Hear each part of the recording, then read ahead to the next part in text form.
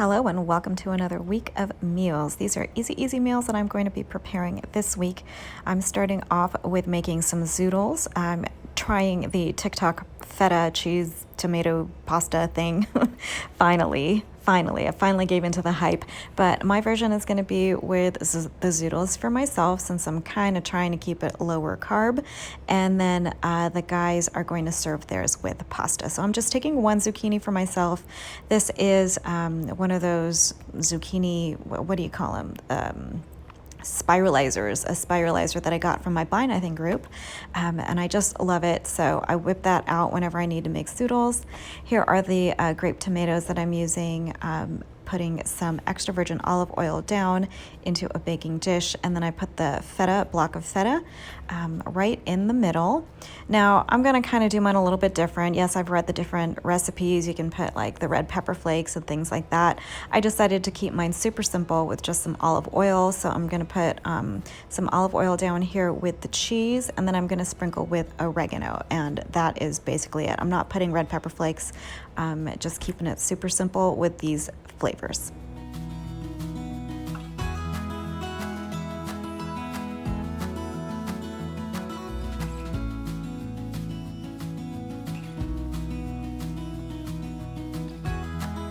Into the preheated oven that goes for, oh gosh, until it gets kind of brownish on top, maybe about 20 or so minutes. And then when it's done, this is what you get here. The feta cheese gets nice and soft so that you can kind of mash it around with those brilliantly roasted tomatoes. It's just so simple, and this really was. I understand now why this was such a popular recipe. It's really easy to do and so flavorful. I'm removing a small portion here for myself since I wanted to serve mine with the zoodles, but in hindsight I probably should have just mashed everything up together and then taken a small portion out. But regardless, this is what I'm doing here. I go ahead and mash the rest of it, and then I'm going to add the guy's pasta to this portion, and then I'm going to serve mine with the zoodles.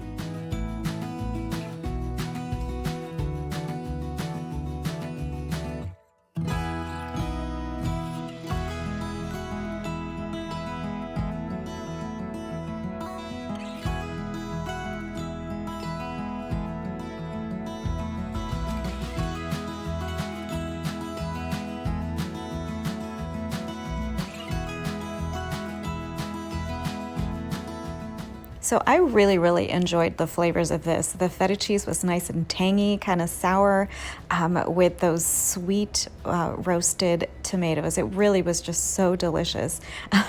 Rob, I'm not sure. I thought he would be totally blown away by this. Like, I thought he would just love it because we all love feta.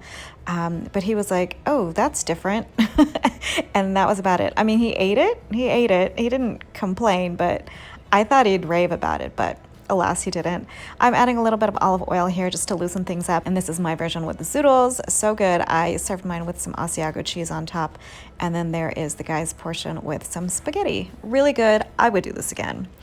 In fact, I did have some with pasta, and it was really good. So that was our dinner for the first night of the week.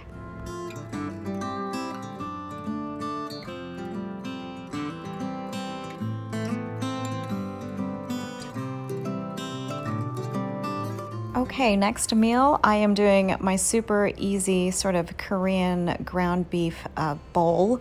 Rob is out of town at a conference for the next few days, so it's really just me and Colin, and I wanted to make something really easy that I knew he was going to eat, and we had ground beef, so I add the Yoshinoya marinade to this, as you know I usually do. I love that sauce, and we're almost down to the very bottom, so I need to buy more, but there you go. That is it right there. I just add a bit of that marinade and sauce to the ground beef and kind of let it reduce a little bit. Do it to taste. If you want it super sweet, add more. If not, no worries. Do you need to watch it though and make sure you don't burn it, because there's a lot of sugar in this. So yeah, so just watch it so that it doesn't burn. But I'm gonna let that sit on the stove, and then I'm gonna move over to the side accompaniment. I'm just making some steamed broccoli.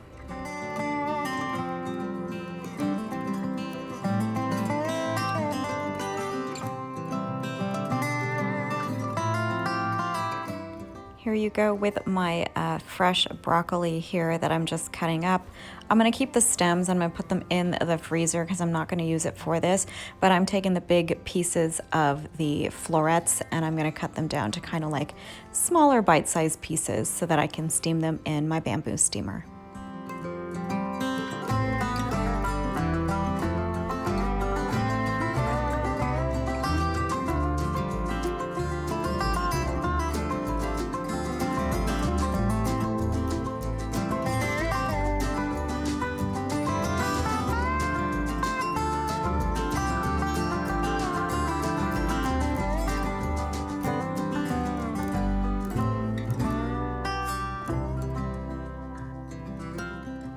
And here I am just putting the stems into a freezer bag to put into the freezer. Not sure exactly what I'm gonna do with those later. I may throw them in like a broccoli soup or something like that, but in any case, I take the florets to the bamboo steamer. I've got 2 tiers here that I'm gonna steam up with just, right over some boiling water and let that go until it's nice and still a nice green.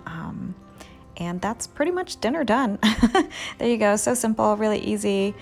Made some jasmine rice on the side there for Colin, but yeah, devoured, ate it, really good, really easy. Next up, I am making dinner for 1, actually. Colin is with friends this particular night, so it is just me and my lonesome. So I am throwing together some linguica. I just did about half of one of those links. So this is just for me. This is Portuguese sausage. I'm just gonna cook it on the skillet. And then you saw I had like a bag of kind of wilted veggies that were kind of starting to turn a little, looking real old. Wouldn't be really good in a fresh salad, so I decided to go ahead and saute the veggies. So that's what I'm doing here. I'm just adding that. It's like some kale along with some of the cruciferous crunch collection that I got from Trader Joe's about a week or so ago. Again, it's just starting to wilt down and kind of looking brown, so I decided to just saute everything together. I'm going to add a bit of oil here just to moisten it a bit and let it, kind of saute up a little bit more easily.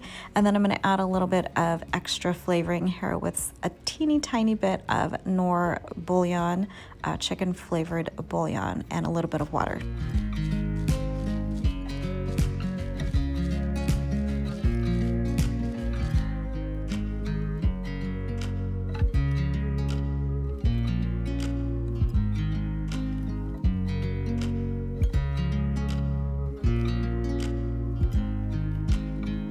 So when I made the TikTok pasta, I had a lot of leftover pasta that I had cooked that I didn't use with that sauce. So I decided to just go ahead and throw that in there, even though I'm kind of doing low carb.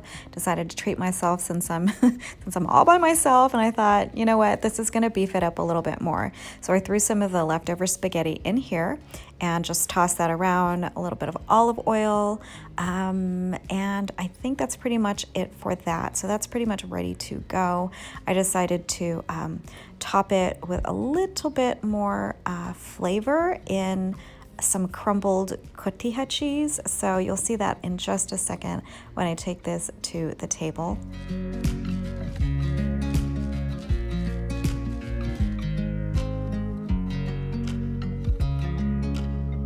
There is the cotija cheese. I probably actually should have used the queso fresco since it was a little bit more mild in flavor, but this was really super flavorful, and I actually enjoyed a bit of that pasta in there. It really kind of balanced everything out. So that was my dinner for myself right there. I don't even know what you call it, but it's linguica with noodles and veg. It was really good. I would make it again, actually. And last up, we made a run to Costco. I actually bought 2 of these very, very large rotisserie chickens. And you can probably guess what I'm making here, but we're kind of doing a little bit of chicken nachos and chicken tostadas and chicken quesadillas. So I'll pull out the flour tortillas in just a second, but this is very, very easy, super fast meal. I don't even know that it's worth, filming, but just so you know exactly what kind of dinner we had this particular night. This is how I threw it together. Colin wanted the quesadilla, so I put down a flour tortilla, a layer of shredded Mexican style cheese. I put some shredded chicken on top of that, and then we've got this salsa con queso from Aldi. I really like this. I think it's a really good tasting sort of nacho cheese. And he really enjoys it as well. So I've already made this a couple times since filming this video for him, since he really liked it. And he definitely asks for the cheese sauce. So a little bit of more shredded Mexican cheese on top of that. And then just kind of, you know, fold it over and then flip it so that it kind of gets nice and golden. And that is his quesadilla done.